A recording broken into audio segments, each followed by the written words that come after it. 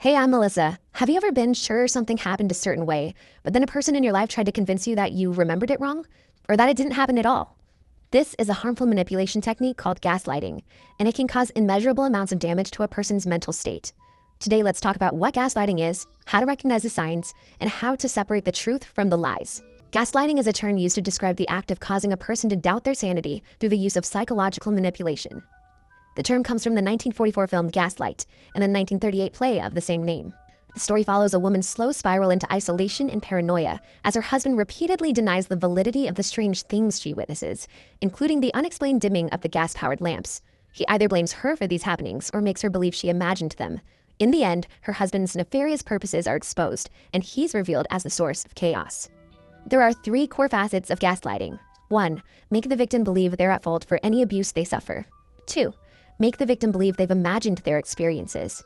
3. Isolate the victim from a trustworthy, supportive community. Gaslighting has been around a whole lot longer than a 1930 stage play. In Genesis 3, Satan uses this manipulation technique to confuse and deceive Eve in the Garden of Eden. Instead of outright telling Eve that God was a liar, he instead asked, "Did God actually say you shall not eat of any tree in the garden?" This is the first example of gaslighting in history. A gaslighting environment slowly whittles away the victim's trust in their own perceptions of reality. They begin to distrust their own rationale, instead leaning on the abuser to tell them what's real and not real. As the abuser continues to define a false reality for them, the victim has more and more trouble living independently from the abuser.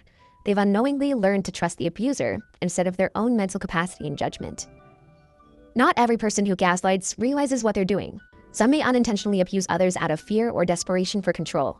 Some may have convinced themselves so thoroughly of their own false reality that they don't realize that they're projecting a lie onto a healthy person. Others use gaslighting to purposely control and dominate people. Gaslighting has even been normalized in some places like the dating world. Regardless of motive, method, or intentionality, gaslighting is rooted to a need to control another person. This is a sinful and abusive behavior, not the attitude of love we are called to exercise as Christians. Whether you're the gaslighter or a victim of gaslighting, your story isn't over. Talk to others about your experiences. Seek a safer environment in your community. Pursue counseling to process your emotions. God redeems and renews us.